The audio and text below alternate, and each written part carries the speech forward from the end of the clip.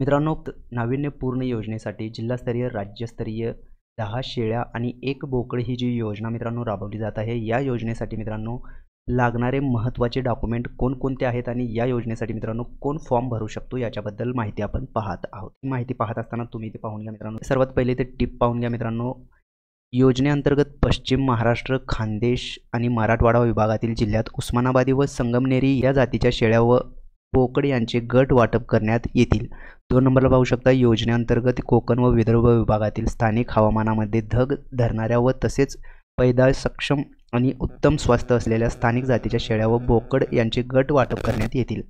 लाभार्थी निवडताना 30% महिलांना प्राधान्य देण्यात यावे असं सांगण्यात आलेलं आहे. त्यासोबत तुम्ही इथे पाहू शकता लाभार्थी निवडीचे निकष प्राधान्यक्रम उतरत्या क्रमाने इथे तुम्ही पाहू शकता. 1 नंबरला दारिद्र्य रेषेखालील लाभार्थी असेल तर तो अर्ज करू शकतो. त्यानंतर अत्यल्प भूधारक शेतकरी म्हणजेच 1 हेक्टरपर्यंतचे भूधारकसुद्धा या योजनेसाठी फॉर्म भरू शकतात. त्यानंतर अल्प भूधारक शेतकरी 1 ते 2 हेक्टरपर्यंतचे भूधारकसुद्धा इथे फॉर्म भरू शकतात. त्यानंतर सुशिक्षित बेरोजगार असन रोजगार व स्वयंरोजगार केंद्रात नोंद असलेले जर कोणी असतील तर ते सुद्धा यासाठी फॉर्म भरू शकणार आहेत. आणि महिला बचत गटातील लाभार्थी असेल तर अंक 1 ते 4 मधील असेल तर त्यांना सुद्धा या योजनेसाठी फॉर्म हा भरता येणार आहे. आता सर्वात महत्त्वाचा विषय म्हणजे या योजनेसाठी लागणारे महत्त्वाचे डॉक्युमेंट कोणकोणते आहेत आपण पाहूयात.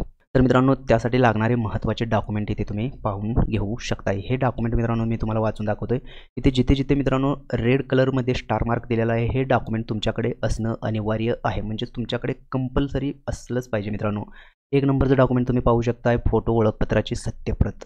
2 नंबरला 7/12 इथे पुढे कंसामध्ये अनिवार्य जे देण्यात आलेलं आहे मित्रांनो हे डॉक्युमेंट तुमच्याकडे असणं गरजेचं आहे. 3 नंबरला 8 उतारा. 4 नंबरला अपत्य दाखला.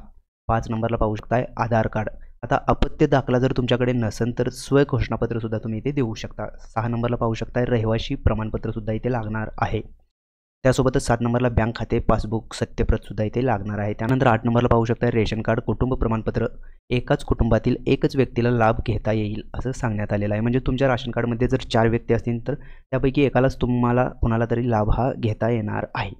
9 नंबरला पाहू शकताय 7/12 मध्ये लाभार्थीचे नाव नसल्यास कुटुंबाचे संमतीपत्र अथवा दुसऱ्यांची जमीन भाडे तत्वावर करारनामा असल्यास अनिवार्य. म्हणजे तुमच्याकडे जर 7/12 नसेल, तुमच्याकडे जमीनच नसेल पण तुम्ही दुसऱ्या कुणाची जमीन करून खात असाल तर त्या केसमध्ये तुम्हाला करारनामा हा लागणार आहे. आता 10 नंबरला पाहू शकताय अनुसूचित जाती जमातीचा लाभार्थी असल्यास त्यांना जातीच्या दाखल्याची सत्यप्रत इथे लागणार आहे. त्यानंतर 11 नंबरला पाहू शकताय दारिद्र्य रेषेखालील असल्यास प्रमाणपत्र असल्यास अनिवार्य मित्रांनो. आता हे डॉक्युमेंट असतील तर द्यायला काही हरकत नाही आहे. त्यामुळे हे डॉक्युमेंट असतील तर तुम्ही देऊ शकता. त्यानंतर दिव्यांग असल्याचा दाखला, बचत गट सदस्य असल्यास प्रमाणपत्र, वय जन्मतारखेचा पुरावा, त्यानंतर शैक्षणिक पात्रतेचा दाखला, रोजगार स्वयंरोजगार कार्यालयात नोंद असेल तर त्याची सत्यप्रत. त्यानंतर प्रशिक्षण जर घेतले असल्यास त्या प्रशिक्षणाची प्रमाणपत्राची प्रतसुद्धा इथे लागणार आहे. तर मित्रांनो, हे काही महत्त्वाचे डॉक्युमेंट आहेत जे की नाविन्यपूर्ण योजनेअंतर्गत जे शेळी पालनासाठी मित्रांनो 10 शेळ्या 1 बोकड दिलं जात आहे त्या योजनेसाठी तुम्हाला हे महत्त्वाचे डॉक्युमेंट लागणार आहेत. तर मित्रांनो, अशाच प्रकारचे नवनवीन व्हिडिओ आपल्या चॅनलवरती अपलोड केले जातात.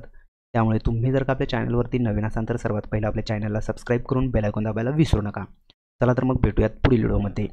धन्यवाद मित्रांनो.